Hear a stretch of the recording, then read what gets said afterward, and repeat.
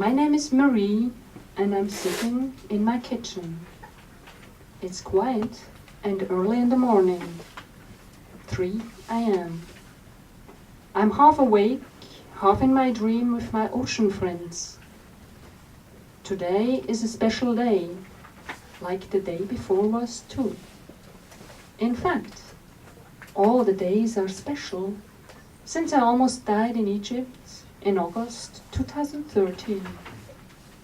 I'm happy. I'm still here on Earth.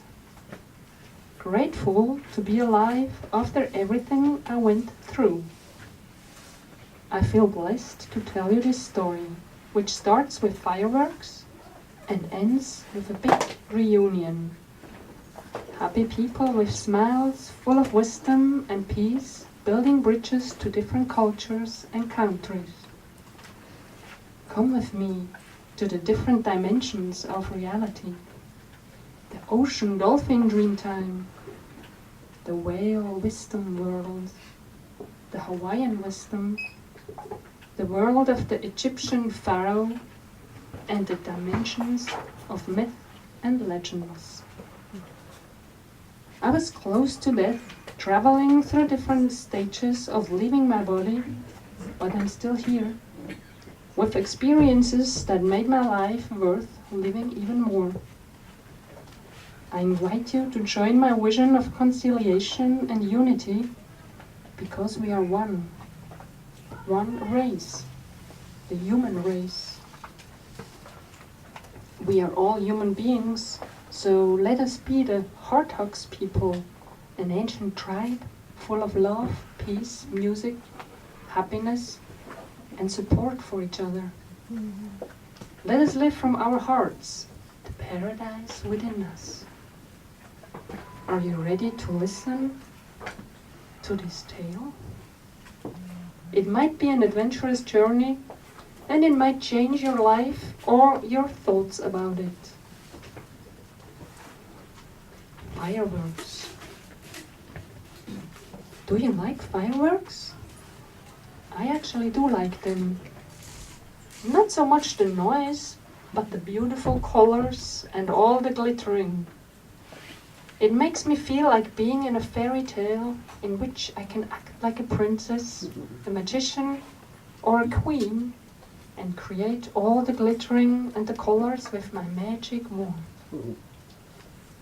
In Switzerland, we celebrate the National Day on August 1st with lots of fireworks and a big bonfire up in the mountains. You see the Swiss flag hanging from balconies and windows. I remember this day as a nice and warm summer day.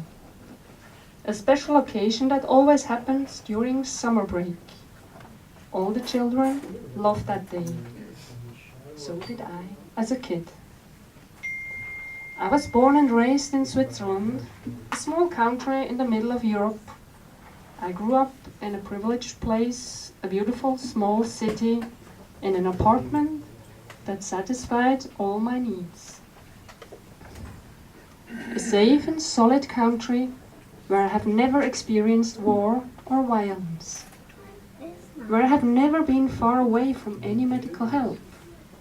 Just a cozy and friendly home with a lot of other children to play with. I played lots of games with my friends in nature.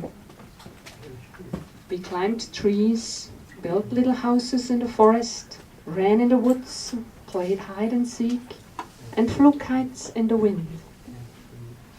I loved to feel the wind on my skin, to lay in the green grass, and to observe the clouds changing their shapes, telling me stories of animals, heroes, kings and queens. It seemed like the sky was presenting a fairy tale, just for me. In winter, I lay in the snow, forming angels with my arms wrapped in thick layers of clothes. I liked all the seasons in my childhood, and I always found something to play with and something to create. Even the rain made me happy. I jumped in all the puddles and cried every time. My favorite element has always been water, even though I love to feel all the elements, wind, water, sun, earth, directly on my skin.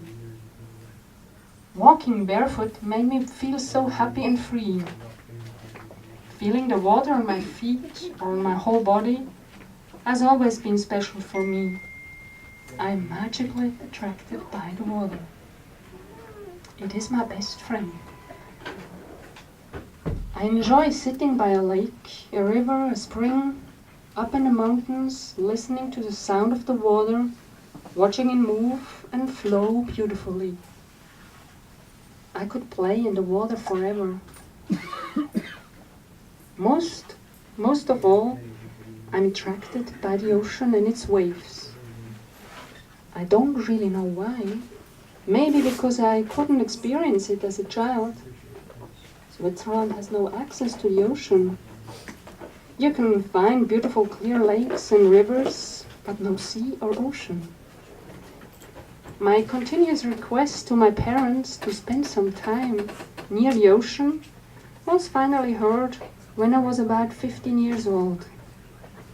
That's when I swam in the Mediterranean Sea for the first time. My body was sparkling happy. I was sitting by the sea watching the waves. Waves. They always move to the shore, towards me. The wind caresses the water and pushes it gently to create a wave. What a simple beauty. The movement of the waves, it's like meditation for me. It makes me quiet and humble. Nature and its treasures, my biggest teachers. The movement of the fire has a completely different energy. It's more uplifting and exciting. The cracking noise tells another story. The flames go up in the sky. They dance in the air joyfully and happy. Like the fireworks on the Swiss National Day on August the 1st. Just not in 2013. This year was completely different for me. The fireworks exploded inside of me that day. I felt like I was dying from an exploding fire inside of me and no painkiller could ease my pain. I threw up everything that touched my mouth. The tremendous pain lasted for about 12 hours and I was so weak that even the smallest movements were too much for me. There was no doctor and no hospital nearby. I was too far away from any medical help. A real worst case scenario. I was lying on a wooden floor of a motorboat out in the Red Sea in Egypt. Since my childhood, I have always wanted to be near the water. Now I was there and could not really enjoy it. The sounds of the sea and the waves. I can usually listen to them forever.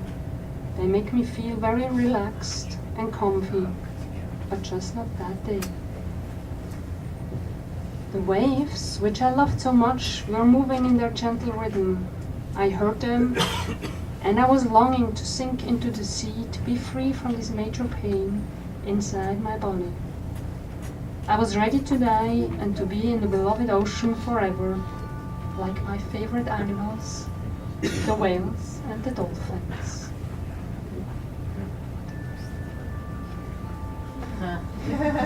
Good stuff. First chapter, and now there's of course more going on. And as I said, it has a happy end. So sometimes I'm doing readings like that to children, because I wrote in the back.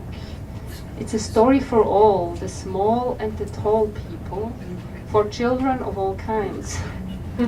Because I believe that sometimes the tall people, they can also act like children, and sometimes the little children have so much wise things in them, so much wisdom, that I just say, sometimes we can learn from the small, sometimes from the tall, and I actually like also to feel the child in me, even though I'm grown up.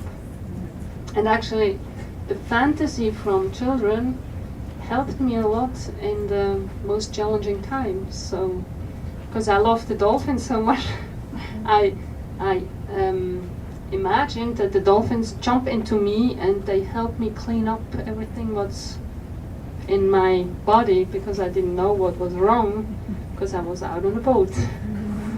And there was an Egyptian crew members. They were all Muslims, and I think for me it's also very important that I wrote the book, that I can say, hey, I made an experience that another people from another religion, another culture, they were helping me in my deepest pain. So they're not all bad. In Europe we have this issue with all the Muslims are terrorists. So I just wanted to say, hey, they were beautiful. They were praying for me, their prayers, and I believe really that helped me a lot. Because once I was back in Switzerland, I needed to go to the hospital. But more I don't tell because you can read that. And it's also a story about connections, mostly connections from the heart. It's a story about friendship, about Marie. I call the girl here in the book. That's more or less me, but not all of it is true. And Marie meets a guy named Brian. And this Brian is a Hawaiian, and they have a nice conversation. They have a lot of, hey, how is this in Hawaii? And then Brian is explaining her what he learned as growing up here in Hawaii. And then Marie sometimes tells something from Switzerland. So it's also kind of a nice story how they meet, and kind of some magic in it, how they meet other important people. And the last sentence actually in the book, that's a surprise,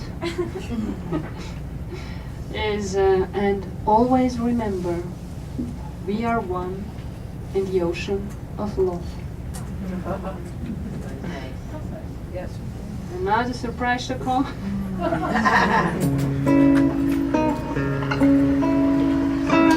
In the ocean above, we find each other again and again and again. We are one in the ocean above.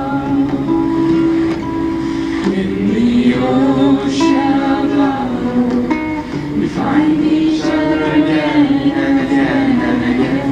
We are one in the ocean above.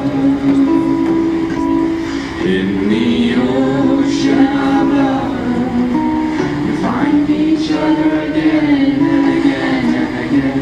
We are one in the ocean above.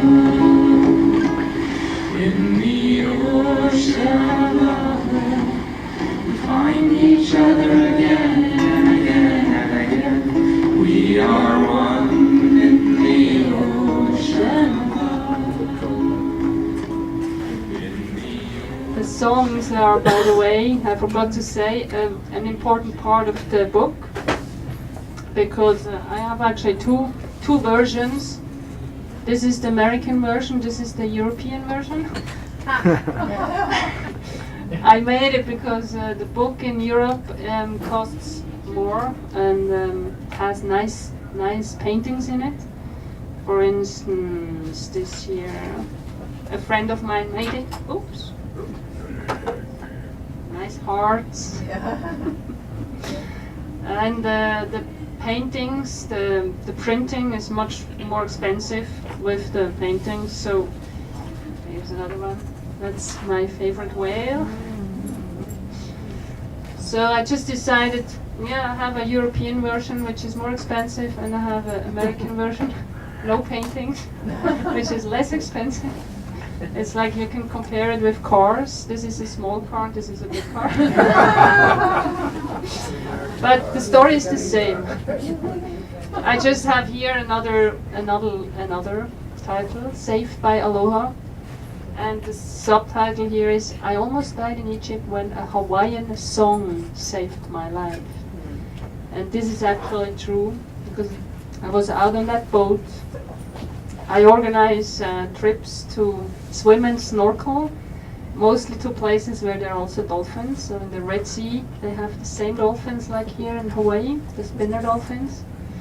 The Red Sea is warmer. It's like in a bathtub. Very nice. And the people who came with me on that journey, they love to sing, and I always did in the evenings. We did sing together, come together. Someone was playing, and we were singing some songs. And actually, this week where I got sick, I was taking care to everybody because a lot of people got sick. That was the first time I experienced that, so I was taking care. They had kind of a flu of throwing up and not being able to eat. And at the end, I had it. And when the others were sick, I was singing to them this Hawaiian song from a Hawaiian. Maybe some of you know him. It's Frank Kapu'olani Hewitt, a beautiful dancer. It's just amazing when I see him dance. And I learned actually from him. He was in Europe, and I went into hula a little bit, and I saw how difficult it is. And he was singing that song, Aloha Mai, and telling us what the song means, that it was a prayer to Akua. When he was in a situation he didn't know what to do. So, because so many people were sick on the boat, I remembered that song and started singing that song to the people, and that actually helped them. And then when I got sick, they sang it for me. And that was this mystical moment where I felt like, I think I'm on the other side now. No, I didn't think. It was just like, I think I'm dead now. Just felt like I'm dead. And then comes this song, and that was this moment of light coming back into me, and I knew I will be fine. But that was this mystical moment. And I shared that with Frank Kapu'olani as well. And I asked him for permission to use this song at all. Yeah. Thank you so much.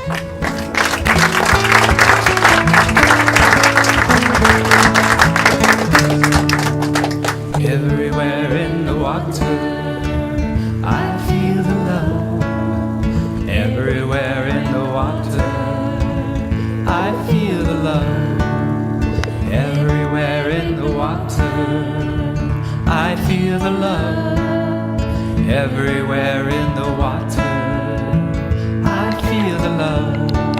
The infinite dolphin love, the infinite dolphin love. I am blessed in a bliss to feel this dolphin love.